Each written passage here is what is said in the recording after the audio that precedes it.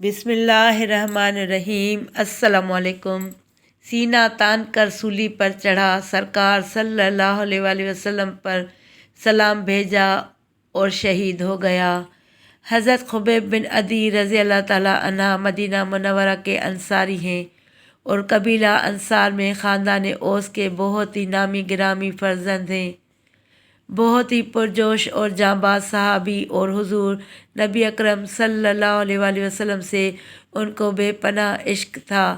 جنگ بدر میں دل کھول کر انتہائی بہادری کے ساتھ کفار سے لڑے۔ جنگ احد میں بھی آپ کے مجاہدانہ کارنامے شجاعت کے شاہکار کی حیثیت رکھتے ہیں، لیکن 4 ہجری میں غزوان مکہ مکرمہ کے درمیان مقام رجی میں یہ کفار کے ہاتھوں گرفتار ہو گئے۔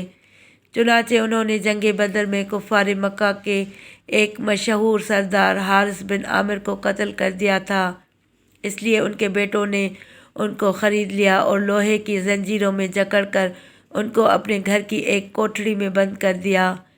پھر مکہ مکرمہ سے باہر مقام تنعیم میں لے جا کر ایک بہت بڑے مجمع کے سامنے ان کو سولی پر چڑھا کر شہید کر دیا گیا۔ اسلام میں یہ پہلے خوش نصیب صحابی ہیں جن کو کفار نے سولی پر چڑھا کر شہید کیا۔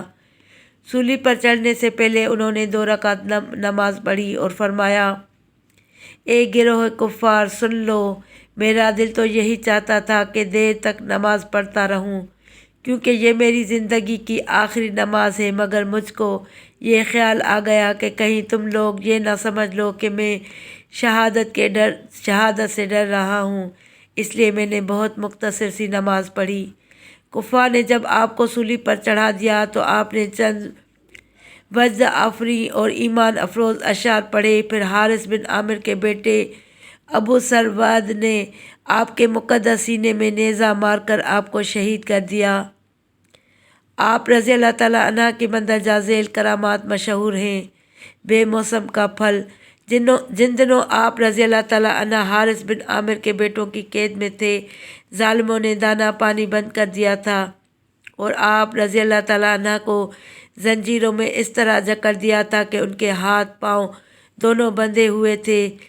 اس زمانے میں حارث بن عامر کی بیٹی کا بیان ہے کہ خدا کی قسم، میں نے خبیب رضی اللہ تعالیٰ عنہ سے اچھا کوئی قیدی نہیں دیکھا۔ میں نے بارہا یہ دیکھا کہ وہ قید کی کوٹھڑی کے اندر زنجیروں میں بندھے ہوئے بہترین انگور کا خوشہ ہاتھ میں لیے کھا رہے ہیں۔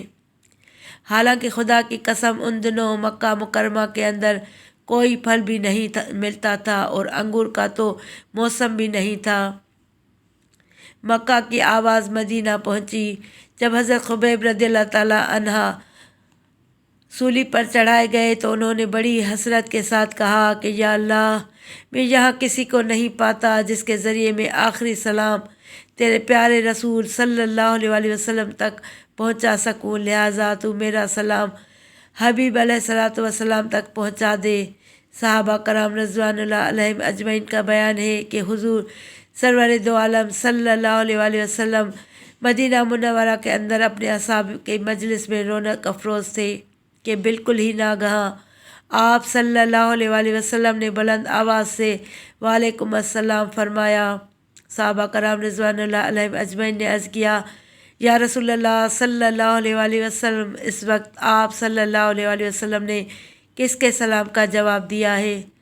آپ صلی اللہ علیہ وآلہ وسلم نے ارشاد فرمایا کہ تمہارا دینی بھائی خبیب ابھی مکہ مکرمہ میں سولی پر چڑھا دیا گیا ہے اور اس نے سولی پر چڑھ کر میرے پاس اپنا سلام بھیجا ہے اور میں نے اس کے سلام کا جواب دیا ہے۔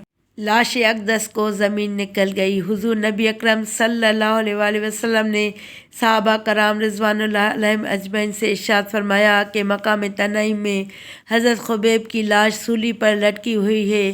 جو مسلمان ان کی لاش کو سولی سے اتار کر لائے گا، میں اس کے لیے جنت کا وعدہ کرتا ہوں۔ یہ خوشخبری سن کر حضرت زبیر بن عوام اور حضرت مقداد بن اسود رضی اللہ تعالیٰ عنہ تیز رفتار گھوڑوں پر سوار ہو کر راتوں کو سفر کرتے اور دن میں چھپتے ہوئے مقام تنعیم میں گئے۔ 40 کفار سولی کے پہرہ دار بن کر سو رہے تھے۔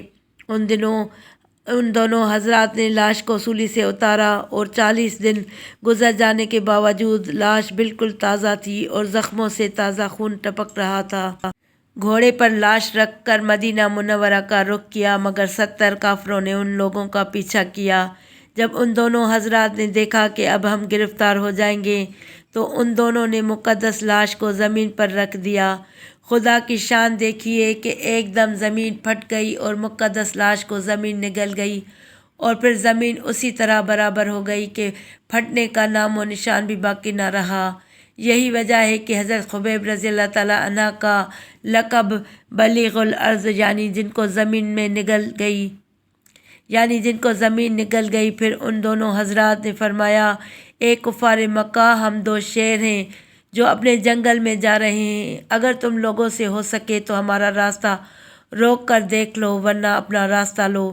جب کفار مکہ نے دیکھ لیا کہ ان دونوں حضرات کے پاس لاش نہیں ہے تو وہ لوگ مکہ واپس چلے گئے۔ 1 سال میں تمام قاتل ہلاک۔